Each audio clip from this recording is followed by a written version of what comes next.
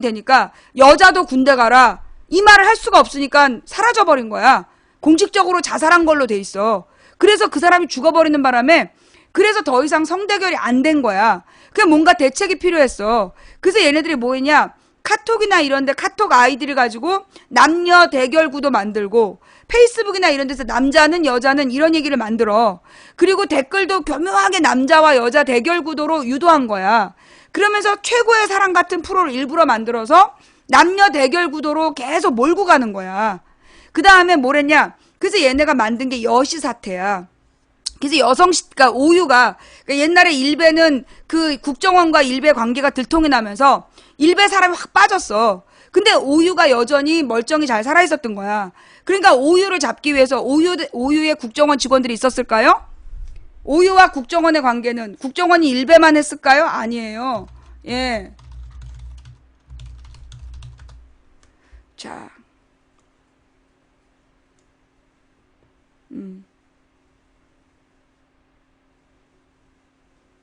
자, 이게 무슨 얘기야? 국정원 여직원이 오유의 그 뭐라 그러나 접속했던 로그 기록을 이 오유 운영자가 검찰에다 넘겼어. 그래서 검찰이 국정원 여직원이 오유에서 어떻게 활동했는지를 알아낸 거야. 그런데 그 로그 기록을 확인해 보니까 이 국정원 여직원의 오유 로그는 일베 사무실이 있던 곳에서 그 발견됐다. 이 국정원 여직원이 왜 목도리 둘둘, 목도리녀, 목도리녀야. 오늘의 유머에서, 예, 오유가 종북 사이트라고, 이 국정원 여직원의 발언 논란, 국정원 여직원이 오유한 이유는, 이런 거예요. 국정원 여직원이 오유에서도 활동을 했어. 자, 국정원 여직원은 혼자만 한 게 아니겠죠. 국정원 직원들이 오유 일베에 활동을 한 거야. 그래갖고 얘네들이 오유를 깨기 위해서 여성시대 사태를 만들었어. 왜냐면 오늘의 유머에서 주로 활동을 적극적으로 했던 여성 유저들, 얘네들을 공격하기 위해서 만든 게 여시사태야. 그래서 여시사태를 일부러 유도한 거야. 그 과정이 생긴 게 장동민 무도 사건이랑, 장동민 무도 사건으로 여시사태를 만들어낸 거예요. 그래서 그 여시라는, 그러니까 어떤 식이냐면, 원래 그 스르륵이라는 SLR이라는 그 카메라 카페에서 갑자기 공지가 붙은 거야. 어느 이제 엄청나게 많은 그 서버를 대여해 주겠다. 근데 그 얘기를 여성시대의 여성시대에 그 카페에다가 누가 바로 알려줬다는 거야.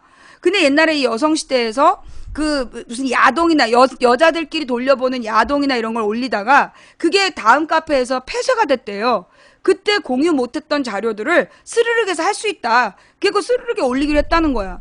근데 그게 여시에다가만 엄청난 서버를 대여하기로 하니까 원래 SRL 사진을 찍어가지고 올리던 사람들이 다들 용량이 제한되어 있어서 자기 작품을 많이 못 올렸는데, 예, 자기 작품을 다 못 올렸는데, 어머? 왜 여시에다가만 이런 거냐? 이러면서 논란이 된 사건이야.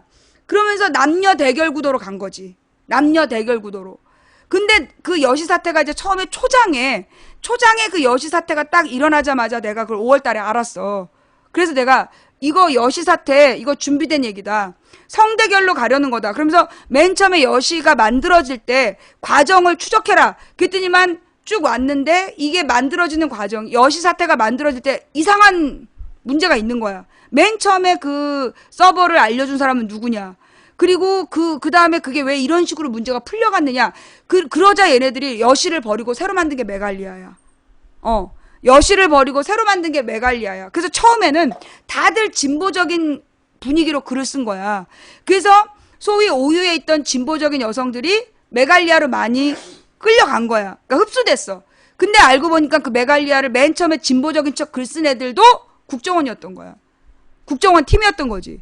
그래서 그 메갈리아랑 일베랑, 그러니까 원래는 여시하고 일베를 대결시키려고 했는데, 결국 그렇게 해서 여시가 안 되니까, 나한테 걸려서 여시가 안 되니까, 메갈리아를 장악을 해서 메갈리아와 일베 싸움으로 몰아가고 있는 거야. 한 패야.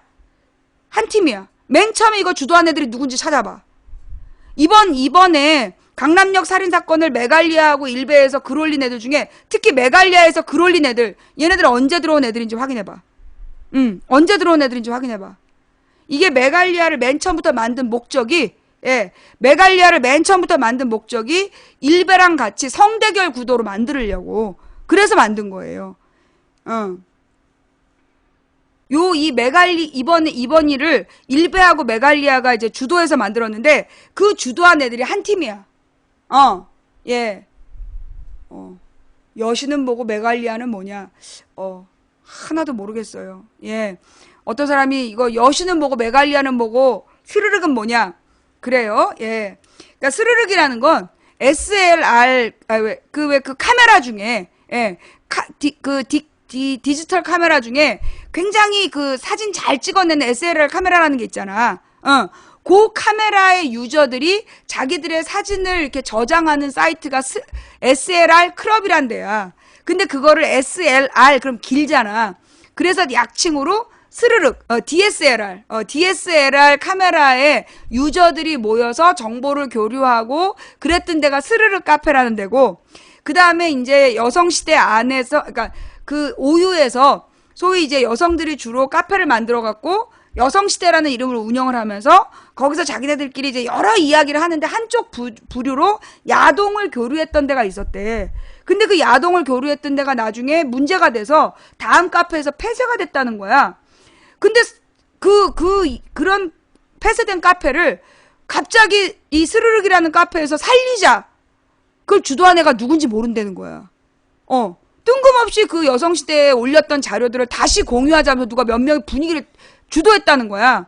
걔네들이 누군지 모른대. 그러니까 이거는 처음부터 그 유도한 놈들이 있었던 거야.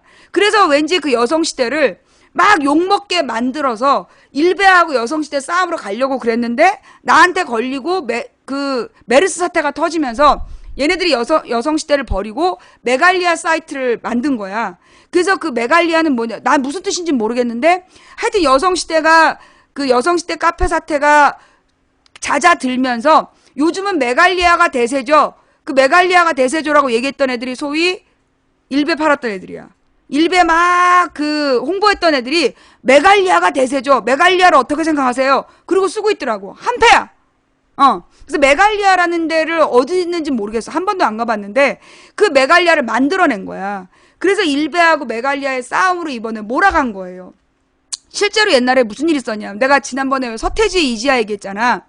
2011년 4월에 4월 재보선이 있었어. 그때 서태지 이지아 이혼설을 딱 터트려가지고 서태지 이지아 이혼설, 그 다음에 개그맨 최효정 스캔들, 그 다음에 JYJ 스캔들을 터트려가지고 그 유저들을 전부 다 분노시킨 사건이 있었어. 그게 동시에 터져. 일주일 사이에. 그래서 근데 그 중에 가장 파장이 컸던 게 서태지 이지아야. 근데 내가 그랬어. 서태지 이지아 사이트를 만들었을 수도 있다. 서태지닷컴, 이지아닷컴. 일부러 얘네들이 이걸 오래 끌고 가려고 했을 거다라고 얘기를 해. 그런데 발견이 됐어. 내가 그렇게 얘기하니까 애들이 찾아본 거야. 서태지닷컴, 이지아닷컴을 찾아보니까 아직 사람들이 모여있지 않은 카페인데 도메인이 있는 거야. 카페가 만들어져 있었던 걸 발견을 한 거야. 그러면 나는 그걸 어떻게 알았냐. 2007년에 여러분 혹시 기억나세요? 남자 누구였어? 하여튼 박철 옥소리 사건. 박철 옥소리. 박철하고 옥소리가 이혼을 하는 사건이 있었어. 옥소리가 외도랬다 이랬고 이혼하는 사건이 있었잖아. 그때 옥소리닷컴, 박철닷컴을 만들어서 국민들이 2007년 대선에 아무 관심을 갖지 못하게 끊임없이 뉴스로 만들어냈어. 그게 박철, 옥소리 지지자들의 카페인데 사실 국민들 중에 누가 그렇게 관심이 있었겠냐. 근데 그걸 계속 기사화해주는 거야. 한패였던 거지. 그래서 내가 서태지닷컴, 이지아닷컴을 준비했을 것 같다. 찾아봐라. 있었어. 그래서 그때 실패했단 말이야. 마찬가지 작전이 이번에 일베와 메갈리아예요. 예. 2007년 박철닷컴, 옥소리닷컴. 2011년에 서태지닷컴, 이지아닷컴 하다가 나한테 걸려가지고 못하고 다시 이번에 만들어낸 게 대선을 앞두고. 그때도 2011년이지. 지금 2016년이야. 공통점이죠. 2012년 대선을 앞두고 그때 서태지닷컴, 이지아닷컴을 만들려고 했던 거야. 근데 실패했지. 응. 그래서 오유일배로 치르게 된 거야, 선거를. 그리고 나서 이번에는 이제 이 일베와 그 메갈리아 이런 식으로 지금 대립 구도를 가져가는 거죠. 예. 그래서 얘네들이 원하는 게 뭐냐? 진보와 보수의 어떤 싸움의 공간을 만들어내고 그걸 이용해서 계속 뉴스거리를 만들어내는 거야. 그리고 메갈리아에 모여 있는 뭐 여자들이 진보다 뭐 이러면 걔네들을 이간질시키는 거죠. 뭐 노무현 아니 누구야? 뭐 문재인 지지자와 뭐 박원순 지지자를 이간질시킨다든가 갑자기 뭐 이재명 지지자를 띄워가지고 다 난동을 피우게 한다든가 그런 식으로 그 사이트를 이용하려는 거야. 거기에 주도하는 애들이 누군지 한번 찾아보세요. 예, 그들이 언제부터 활동했는지도 한번 찾아보시면 얘네들이 그 활동하시는 분들은 아마 얘네들이 어떤 정체가 있는지 알게 될 거야. 예. 뭔 말인지 알겠어요? 그쵸? 타진요 얘기. 이게 사실은 언제 2010년 타진요 사건. 내가 그 타진요도 알아낸 거 아니야. 타진요가 언제 만들어지냐 하면 2010년 5월에 처음 언론에 보도가 돼요. 2010년 5월에 언론에 막 보도가 됐는데 그때 20몇 개 기사가 나 하루에. 그리고 나서 타진요의 그 팬이 5만 명으로 늘어나. 가입자가. 왜 그러냐요? 철저히 비밀 카페로 만들어 놓고 가입을 해야만 볼 수 있게 만들어. 그 다음에 언론에서 계속 가입자가 몇 만이라고 보도를 하는 거야. 이 새끼들이. 그래서 5월 첫째 주에 타진요 뉴스가 쫙 나와. 근데 웃기는 건 뭐냐? 그때 이미 타진 R이라고 스탠포드 유학생이 운영하는 타블로가 스탠포드 대학 학생이라는 증거를 제공하는 카페가 있었어. 어떤 기사도 타진 R은 안 쓰는 거야. 2010년 5월 첫째 주에 전부 타진요만 기사를 다루고 타진 R은 안 써요. 그러다가 다시 나온 게 언제냐? 6월 3일이야. 왜요? 6월 2일이 지방선거였어. 타진요가 원래 그 지방선거를 노리고 만들어진 사이트야. 그래갖고 2010년에 타진요하고 그러니까 타진 R은 자발적으로 스탠포드 대학생이 만든 거고 타진요를 일부러 만들어낸 거야. 그래서 그 타진요에서 계속해서 타블로에 대한 문제 제기를 하려고 의혹을 제기하려고 그 만들어 놓은 카페였던 거야. 근데 내가 관심이 없었어. 타진요에서 아무 관심이 없었는데 언제 화가 났냐? 8월 8일에 이명박이 장관 후보 5명인가 6명을 발표했는데 다 개새끼야. 개새끼 아니야. 다 잡놈들이야. 그래서 내가 이놈들이 얼마나 문제가 있는지 기사가 이제 뉴스가 나와서 그 뉴스에 댓글을 보러 딱 들어갔는데 그 이명박이 장관을 임명을 한 그 나쁜 놈 있잖아. 이놈은 타블로 같은 놈이네? 그게 댓글 1등. 그 다음에 2등이 뭐냐? 타블로네 온 집안이 사기꾼이라죠? 댓글 3등. 여기에 가시면 타블로네 가족의 비밀을 알려드려요. 타진요. 그 다음 뉴스를 봤어. 다른 장관에 대한 기사 똑같아. 댓글 1, 2, 3위. 그래서 내가 그 8월 8일에 그걸 보고 8월 9일날 처음 봤지. 이런 시읒비읒. 그래서 내가 8월 10일부터 12일까지 3일 동안 28시간에 걸쳐서 타진요의 자료가 뭐가 틀렸는지를 밝혀낸 거야. 다 하나 갖고 와봐. 그래갖고 뭐가 잘못됐는지를 다 알려줬어. 그리고 났더니 그 다음에 이제 8월 12일까지 내가 28시간 생방송을 끝내고 나서 타블로에 대해서 의혹을 제기하고 싶으면 나한테 100만 원을 먼저 쏴라. 그래서 만약에 타블로가 스탠포드 대학생이 아니라는 게 밝혀지면 내가 너한테 200만 원 돌려주겠다. 근데 만약에 스탠포드 대학생이 맞으면 네 100만 원을 타블로한테 너 대신 미안하다는 뜻으로 전달해 주겠다. 그랬더니만 애들이 100만 원 내고 댓글 쓰라니까 댓글 못 쓴 거야. 그래서 어떻게 됐냐? 그해 2010년 8월에 그 장관 후보 6명 중에 4명을 낙마시켜. 4명을 다 지명 취소시키고 사퇴시키고 그리고 나서 외교부 장관까지 무너뜨린 거야. 결국 그게 타진요를 이용해서 뭘 가린 거야? 장관 후보에 대한 그 청문회를 가리려고 했던 목적이었어. 찾아보세요. 예. 요 내용 한번 찾아보시면 나와요. 버퍼 걸리는 건 님 사정일 겁니다. 예. 지금 제가 보고 있는 데서는 버퍼 없거든요. 예. 그게 사실은 그 타진요 사건도 이놈들이 사이트를 이용하는 거야. 2010년 지방선거를 노리면서 만들었는데 좀 늦은 거지. 그러니까 이 타진요를 사실은 내가 볼 때 2012년 대선 때까지 쓰려고 했던 거야. 근데 내가 초장이 잡아버린 거고 그리고 난 다음에 2011년에 그래서 급하게 그 서태지닷컴, 이지아닷컴을 만들었는데 그건 만들어서 활동도 시작하기 전에 잡아버린 거고, 그랬더만 2012년에 오유와 일베로 선거를 치른 거죠. 그러면서 이 증거잖아. 국정원에서 일베 데려다가 VIP 대접하고 국정원 여직원이 오유에 가서 글 썼다라는 증거가 딱 남은 거잖아. 그렇게 오유 대 일베 구도를 만든 것처럼 지금 얘네들이 국정원에서 노리는 게 소위 국정원에서 활동하는 애들이 양쪽 사이트에서 지네들이 다 한 패야. 같은 패가 지금 막 싸움을 붙이는 거야. 근데 사실 일반 국민들은 전부 다 이건 남녀 성대결의 문제가 아니다. 그렇게 쓰는 사람들이 일반 국민이야. 근데 남녀 성대결로 가는 거 누구야? 국정원이야. 국정원에서 유도하는 거야. 왜? 지금 국정원은 국민을 성대결로 갈라놔야 절반이 싸움을 하는 거잖아. 국민 남자 대 여자로 나눠서 싸움은 그거보다 더 쉬운 게 어딨어. 그리고 내가 중요한 걸 찾아냈어. 얘네들이 지금 분열시키는 게 옛날에 영남대 호남을 분열시켰어요. 근데 그 영남대 호남은 오프라인에서 그 정치 깡패들이 움직이던 시절에는 그 영남 호남 대결이 맞았어.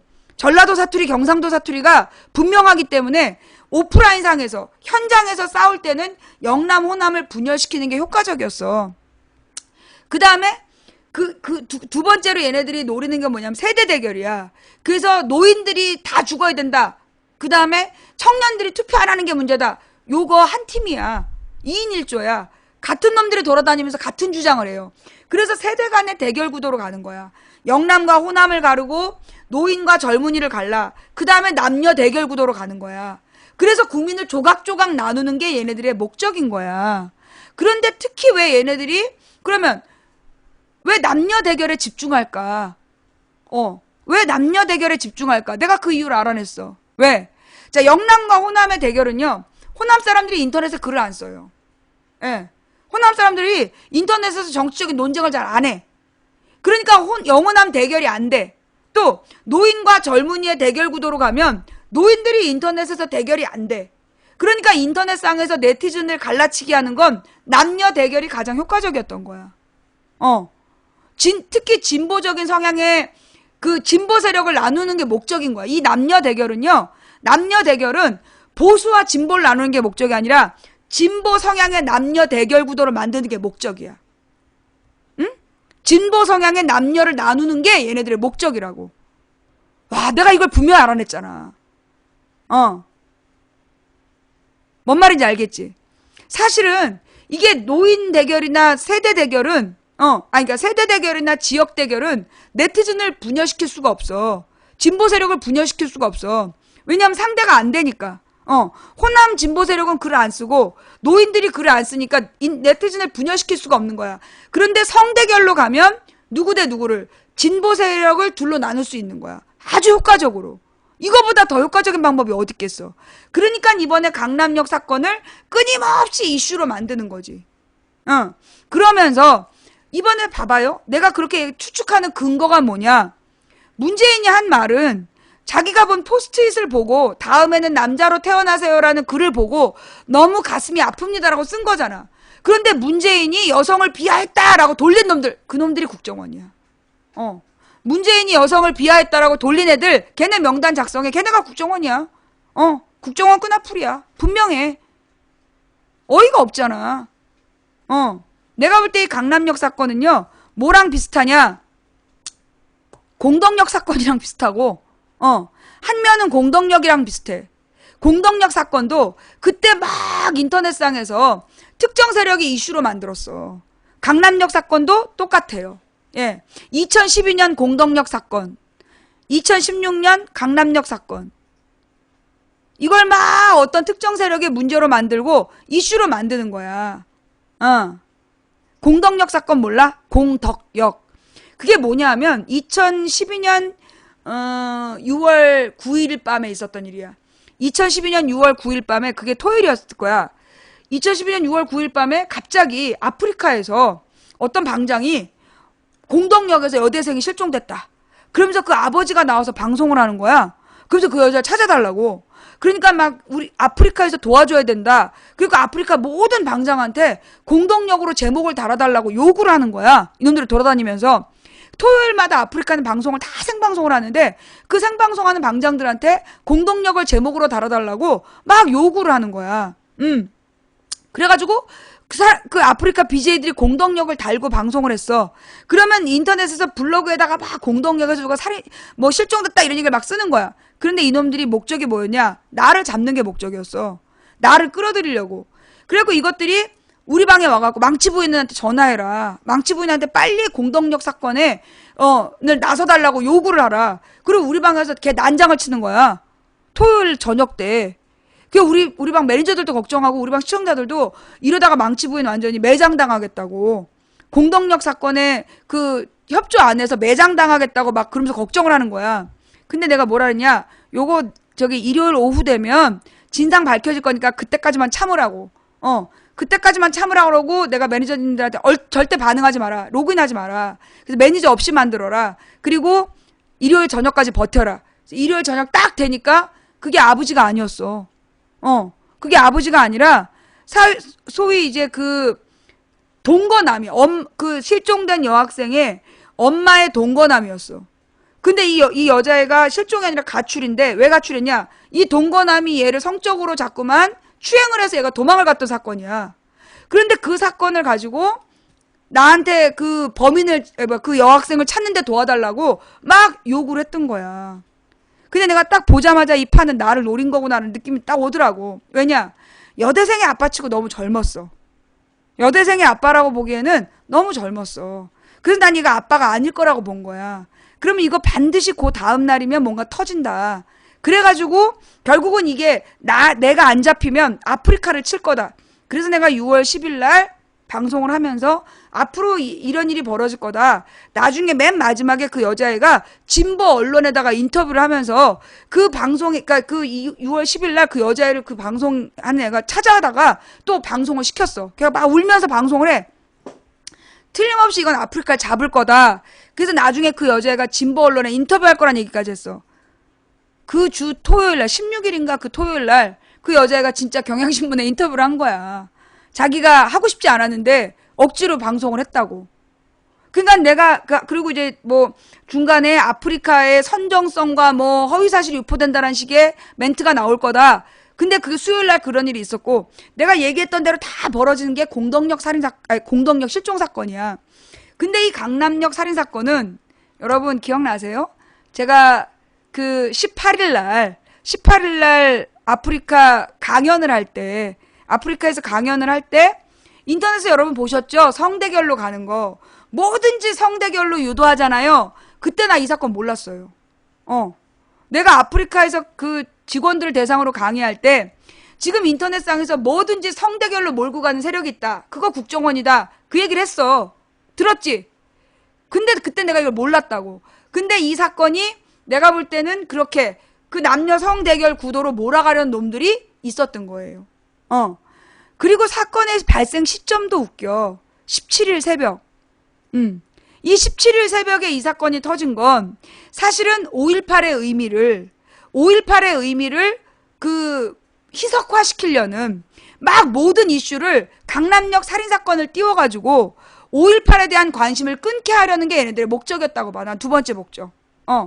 그냥 단순 살인사건인데 이거를 내가 볼 땐 그 일베와 오유에서 둥지를 틀고 활동하는 이 새끼들이 일부러 막 이슈로 만들어서 5월 18일에 대한 의미, 5.18에 박근혜가 안 갔잖아. 대통령이 3년째 안 갔어. 지금 이명박 때부터 해서 지금 7년째 안 간 거야. 대통령이 국가기념일에, 국가지정기념일에. 그 5.18의 의미를 무산시키기 위해서 이것들이 5월 17일 사건을 확대 과장시킨 거다. 그냥 미친놈의 단순 살인 사건을 굉장히 문제가, 그러면서 막 나는 그 포스트잇을 맨 처음에 붙이자고 했던 사람들, 나는 그 사람들에 대해서도 좀 알아볼 필요가 있다고 봐. 물론 맨 처음에는 그 포스트잇을 붙이자는 사람들이 내가 알고 있기로는 생명경시 풍조에 대한 경종을 울리자. 그래서 그냥 너무 흔한 살인사건이라기보다 한 사람이 죽었다. 이 부분을 강조하자고 맨 처음에 포스트잇을 붙이자고 한 거야. 그런데 거기에다가 다음 생에는 남자로 태어나세요라고 붙인 놈. 그 놈들이 수상하다는 거야. 다음 생에는 남자로 태어나세요. 이러면서 남녀 대결 구도로 포스트잇을 붙인 애들은 나는 틀림없이 난 요원이라고 봐. 그래서 포스트잇을 계속 붙이는 어떤 이벤트를 만들어서 소위 관심을 끌고 그러면서 계속 성대결로 몰아간 거야. 그래서 그리고 그걸 일베가 가서 훼손을 하고 그럼 그런 이슈를 만들어내는 거죠. 그래서 뭘 가리는 거야? 5.18 잡고 노무현 대통령 7주기 가리고. 두 가지 목적이야. 내가 볼 때 강남역 살인사건을 이토록 띄우는 이유는 두 가지예요. 5.18의 의미를 죽이고 그 다음에 내일 있는 노무현 대통령 7주기의 의미를 노무현 대통령 7주기의 의미를 퇴색시키는 거. 그게 나는 얘네들의 목적이었을 거라고 나는 봐요. 예. 그러니까 KBS에서 그렇게 띄우잖아. 어마어마하게 띄우잖아. 지금 종편이 8개 언론이 대대적으로 이걸 띄우는 이유는 뭐냐. 5.18의 의미를 죽이기 위해서예요. 이명박 때 그게 내 기억에 2009년이었나? 2010년 5월이었나? 2010년 5.18이었나? 그 방아타령 사건이 언제인지 한번 생각해봐요. 찾아봐줘. 2009년이에요? 무슨 일이 있었냐면 이명박이 2008년에 대통령이 됐어. 대통령이 돼가지고 광주에 간 거야. 광주에 갔는데 뭐라 그러니 이무리한 행진곡을 따라 부르질 못했어. 그러자 노무현 지지자들이 막 비웃은 거야. 이명박은 그러니까 이무리한 행진곡을 부르는 노무현 대통령의 영상과 아무 말 못하고 서 있는 이명박의 영상을 두 개를 딱 나란히 붙여가지고 이명박을 막 무시를 한 거야. 그러니까 이명박이 열이 받은 거지.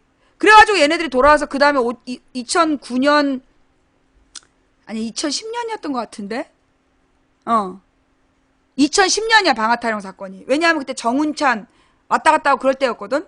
그러니까 2010년 5월 달에 얘네들이 어떻게 했냐면 대통령이 발언해야 되는 상황, 대통령의 그 기념사를 읽으러 올라가는 총리가 이 대통령이 오지도 않고 총리를 보냈어. 총리를 보내갖고 총리가 올라갔는데 방아타령을 연주하겠다. 그래갖고 군악대가 방아타령을 연주한 게 오마이뉴스에 걸린 거야. 그래서 내가 그걸 알게 된 게 그 5.18 새벽 2시였고, 그래서 내가 아프리카 BJ들한테 도움을 요청해가지고 방아타령을 막아달라. 그래서 결국 막아냈어.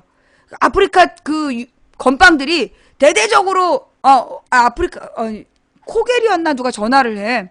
코겔이란 친구가 전화를 해갖고 자기가 봐도 그 방아타령 아닌 것 같다는 거야. 그래서 도와드릴게요. 그리고 전화를 끊었어. 그러니까 막 사람들이 제가 코겔이면 내가 스티브 잡스다 막 이러면서 막 안 믿었는데 전화 끊고 30분 뒤에 네이버 검색어 1위가 방아타령이 된 거야.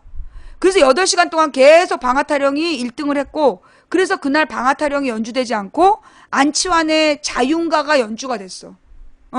방아타령을 막아낸 사건. 그게 아프리카 건빵들의 힘이었어요. 그리고 난 다음에 아프리카가 타겟이 된 거지. 그 다음에 2010년 5.18이 되게 중요한 때였어. 30주년이었기 때문에 5.18 30주년이라서 굉장히 중요한 행사였어요. 그런데 그때 정몽준이지? 정몽준이가 한나라당 당대표였는데 어떻게 했는 줄 알아? 화환을 보냈어. 이게 보내는 꽃에 두 종류가 있어요. 화환은 색색깔로 결혼식 같은 기념할 일, 축하할 일에는 색색깔 꽃을 보내고, 장례식장에는 뭘 보내요? 국화꽃을 보내요. 현충일이나 5.18에는 언제나 국화꽃을 헌화하는 거야. 근데 정몽준이가 화환을 보냈다니까. 축하할 일이라고. 그 5월 18일을 그 민주항쟁 과정에서 죽거나 다친 이들을 추모하는 행사인데 축하할 일인 거야. 다 잘 죽었다. 그러면서 화환을 보내고 방아타령을 연주하려고 했던 거예요. 그게 2010년 5.18 사건이야. 그 뒤로 5.18에 대한 의미를 계속 축소시켜 나가고, 이제 그 이무리한 행진곡을 아예 노래를 금지시키고 별지랄 다 했어. 그게 이명박 박근혜 8년 동안에 일어난 일이야. 그러더니만 급기야 이번 5.18은 5.18 직전에 강남역 살인사건을 5.18 내내 떠들어갖고 언제까지? 내일까지 떠드는 게 얘네들의 작전이야. 5월 18일과 5월 23일을 죽이는 거. 5.18 광주의 의미를 퇴색시키고 묻어버리고 5월 23일 노무현 대통령의 서거 7주기를 묻어버리는 게 얘네들의 작전이었던 거예요. 예. 기가 막히죠. 그러면 노무현 대통령 7주기의 의미는 뭐냐? 제가 봉하마을 가서 얘기를 했잖아요. 예. 봉하마을 가서 제가 얘기를 했는데, 소위 노무현 대통령에 대한 재평가를 하는 시기야. 이거 왜 그럼 얘네들이 이토록 5.18과 5월 23일을 강남역 살인사건이랑 아무것도 아닌 사건으로 묻어버렸을까? 내년이 대선이기 때문이야. 왜? 5월 18일 그럼 떠오르는 게 누구야? 김대중 대통령. 5.18 때문에 사형선고를 받았잖아. 김대중 대통령이 5.18 때문에 사형선고를 받아요. 전두환 정권에서. 그 다음에 5월 23일은 노무현 대통령 서거일이야. 김대중 노무현 대통령에 대한 재조명을 막는 게 이 강남역 살인사건을 이슈로 만든 목적이에요. 왜? 김대중 노무현 대통령이 재조명되면 상대적으로 이명박 박근혜가 진짜 수준 이하라는 게 드러나잖아. 무엇보다 박근혜가 지금 사고 친 게 너무 많잖아요. 이란에 가서 42조 원 벌어왔다고 뻥을 깠는데 그 다음날 다들 통이 났어. 근데 박근혜가 또 나가잖아? 또 프랑스 아프리카를 돌고, 사실은 아프리카가 길어. 프랑스는 잠깐이야. 아무도 안 만나줘. 선진국에서 아무도 안 만나주니까 맨 아프리카나 이상한 데로만 도는 거야. 남아메리카나 아프리카의 독재자만 만나러 다니는 거야, 박근혜가. 그래놓고 뭔가 성과가 있는 것처럼 뻥을 까야 되는데 이걸 또 뉴스타파가 따라다니면서 거짓말 하잖아. 해외여행자. 뉴스타파가 찾아다니면서 거짓말한 걸 다 찾아냈잖아. 그 미치겠지. 그러니까 어떻게 박근혜의 해외 성과도 팔 수가 없고, 그러니까 엉뚱한 강남역 살인사건을 터뜨려서 계속 보도하는 거야. 그래서 김대중 노무현에 대한 재평가를 막는 거, 그게 쟤네들의 목적이에요. 그럴수록 우리는 어떻게 해야 돼요? 예, 김대중 노무현 대통령에 대한 진실을 똑바로 알아야 되겠죠. 여러분, 김대중 대통령은 어떤 사람이냐? 소위 IMF. 이 IMF가 뭐냐면 후진국을 금융 지원해준다라는 목적이지만 실제로는 이게 후진국 구조조정을 목적으로 한 세계 대자본의 침략적인 금융 침략자들이야. 그 IMF에다가 만약에 도움을 요청했던 나라들은 다 망했어. 대표적인 나라가 아르헨티나야. 아르헨티나가 남미에서 두 번째로 부자였던가 세계 네 번째로 부자였다가 굉장히 부자였대. 근데 독재 정치가 오래되고 그 다음에 외환위기가 왔을 때 IMF를 청원했다가 그리고 나서 정치 회복이 안 되는 게 아르헨티나야. 그 다음에 그리스도 그렇고 모든 나라가 IMF 체제로 들어가면 그 나라는 망하는 거야. 그냥 후진국에 묶여버리는 거야. 왜냐? 얘네들이 굉장히 폭력적으로 구조를 조정해요. 그러니까 소위 어느 나라나 경제의 기본은 뭐냐? 노동자들이 먹고 살아야 되잖아. 노동자들이 먹고 살고, 노동자들이 제대로 세금을 안정적으로 내야 나라가 운영이 되고, 그 다음에 노동자들이 먹고 살아야 생산이 안정적으로 되는 거잖아. 그러니까 IMF에서 하는 일들이 뭐냐면, 제일 먼저 노동자들을 대량 실업자로 만들어. 그래서 우리나라의 중소기업을 그때 IMF 시기에 하루에 몇천 개씩 부도를 내는 거야. 일부러 부도를 내게 해주는 거야. 돈을 못 돌게 해갖고 부도를 내게 해. 그래서 중소기업의 노동자들을 전부 다 실업자를 만드는 거야. 그래야 비정규직 하급 노동자로 다시 재고용할 수 있잖아. 중소기업의 정규직을 잘라야, 그 회사를 망하게 해야 자르는 거잖아. 회사가 다 망해야 잘리고, 그래서 실업자가 대량으로 생산이 돼야 그 다음에 비정규직으로 취업을 할 거 아니야. 노동자들을 정규직에서 비정규직으로 바꾸는 게 목적이었기 때문에, 그래서 이 새끼들이 그렇게 한 거예요. 모든 나라가 그래서 얘네들이 IMF가 딱 지배하고 나가면 쪽박을 차는 거야. 그 나라는 다시 재건이 안 되는 거야. 노동자들이 완전히 망해서 재건이 안 되는 거야. 근데 유일하게 IMF를 겪었는데 바로 선진국으로 재진입한 나라가 우리나라밖에 없었다는 거야. IMF한테 구조조정을 당했는데 유일하게 다시 선진국으로 진입한 나라는 우리나라밖에 없다. 이유가 뭐냐? 그걸 IMF 총재가 자서전에 썼어. 김대중 대통령의 경제적 리더십과 대한민국 국민들의 단결된 의지가 세계에서 가장 단기간 안에 IMF를 극복하게 만들었다. 세계에서 가장 짧은 시기에 IMF를 극복한 사례를 만들었는데 이건 첫 번째 김대중의 뛰어난 경제적 리더십과 대한민국 국민의 단결된 마음이었다. 그 덕분에 IMF를 신속히 극복했던 거다. 그리고 나서 김대중 대통령이 두 가지 정책을 펴요. 하나가 공공근로제도. 하나가 공공근로제도이고 또 하나가 내수산업 활성화를 위한 신용카드 활성화. 두 가지 정책을 폈어.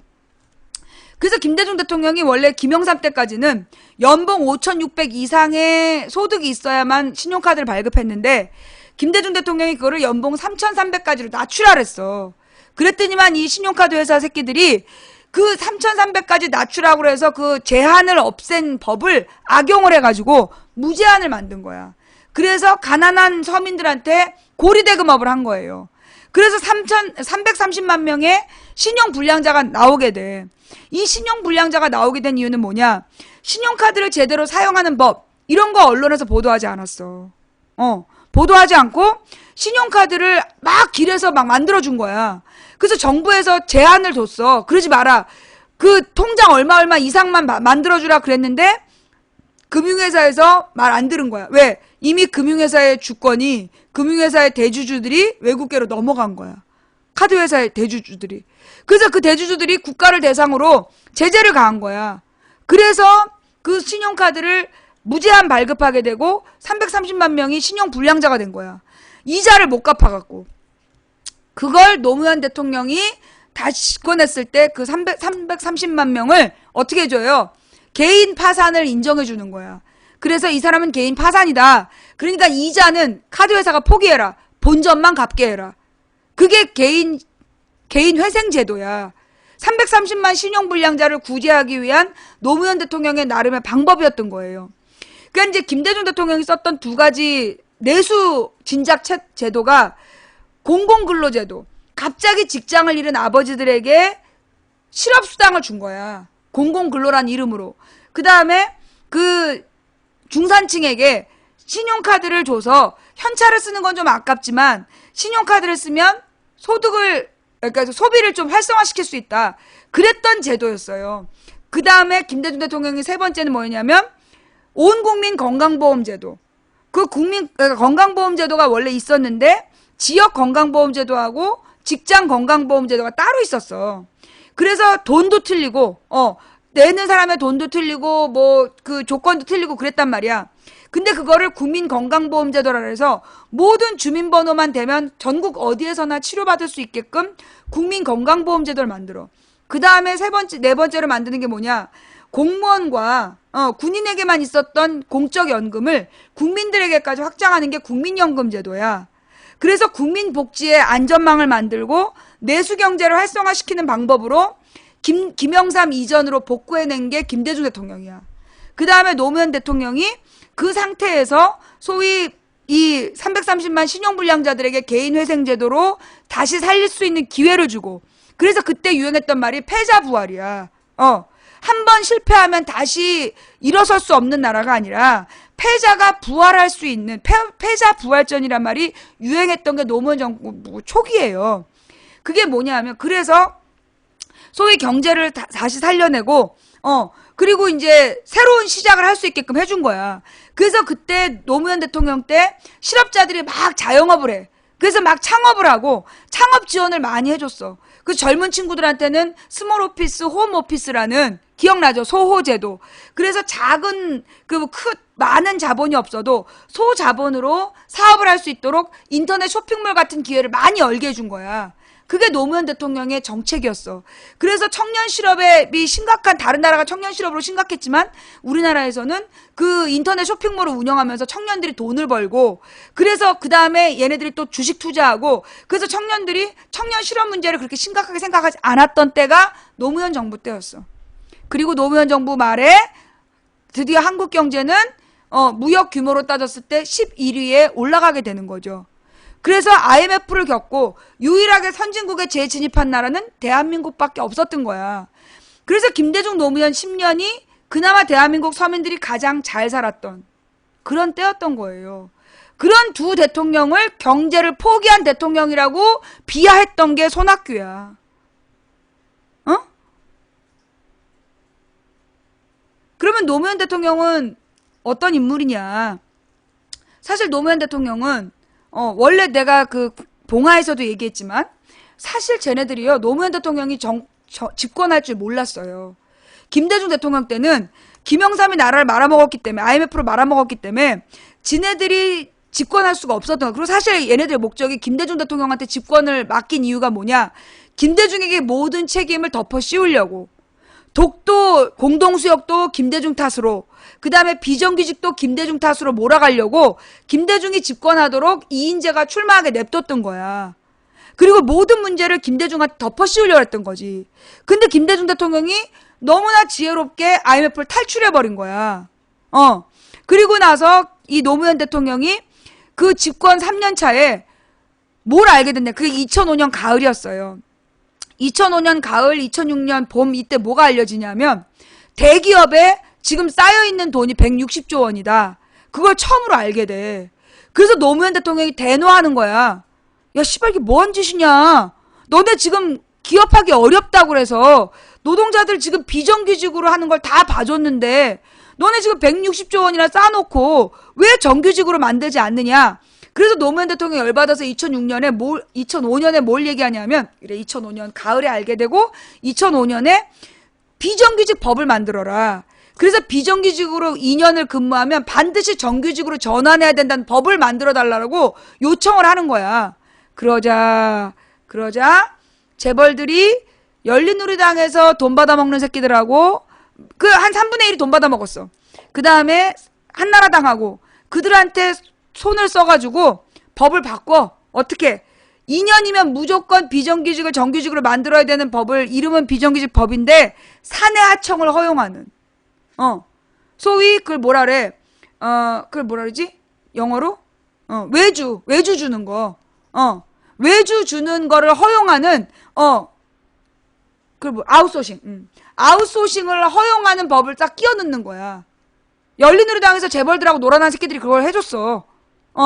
열린우리당에서 재벌들한테 돈 받아 처먹은 3분의 1과 150명 중에 그리고 한나라당과 합치니까 170석 나오는 거 아니야. 그래서 이것들이 그 외주 제작, 그 아웃소싱 사내 하청 이거를 허용하게 한 거야.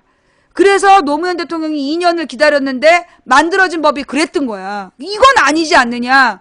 그러면서 막 속상해하면서 북한을 갔던 거죠. 북한에 가서 14선언을 하면서 일단 한반도를 평화 정착을 해야 된다. 그래서 이제 경제 얘기는 여기까지 하고 김대중 노무현 둘이서 10년 동안 한 게 뭐냐. 전쟁 공포를 사라지게 한 거야.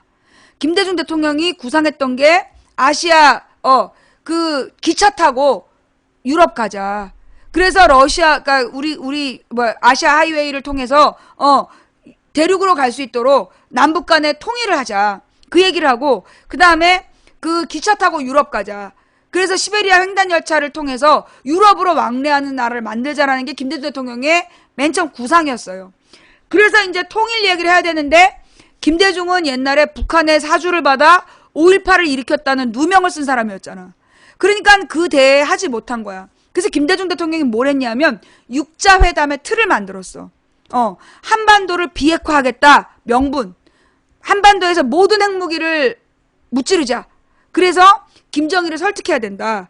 그러니까 미국과 일본도 협조해라. 중국과 러시아도 협조해라. 그래서 남한이 북한을 설득하도록 도와달라. 이걸 김대중 대통령이 육자회담의 틀을 만들고 그 육자회담이 가장 많이 됐던 게 노무현 대통령 때야. 그 노무현 대통령 5년 동안 육자회담을 계속 해가지고 결국 북한을 비핵화시키는 직전까지 간 거예요. 그래서 그 2008년에 2007년 노무현 대통령과 약속을 지키려고 김정일이 그 연변 핵시설을 폭파시킨 거야. 그게 그 육자회담을 통해서 6개 나라가 합의한 내용이었거든. 그래서 영변의 핵시설을 폭파시키고 외국의 이 핵 전문가들이 와서 더 이상 북한의 핵시설은 없다라는 걸 인정해주면 부시가 북한에 대한 제재를 풀고 봉쇄를 풀고 경제를 활성화시켜주기로 노무현 대통령 때 약속을 다 한 거야. 근데 어떻게 했어? 영변 핵시설을 폭파했는데 부시가 그래도 악의 축이라고 그런 거야. 그래갖고 김정일이 충격 먹고 뇌졸중에 걸린 거야. 중풍에 걸린 거야. 그리고 노무현 대통령, 그리고 나서 8월 달부터 노무현 대통령을 누명을 씌워갖고 2009년에 죽이는 거고. 그게 2008년 김정일 사망 사건의 배경이에요. 네. 그래서 이제 이 김대중 노무현 10년 동안 해낸 일은 우리 이 김영삼 정부가 소위 보수 정부가 말아먹은 대한민국의 경제를 다시 선진국 대열로 이끌어 올린 거. 그 다음에 소위 대한민국 국민들에게 민주주의가 뭔지를 가르친 거.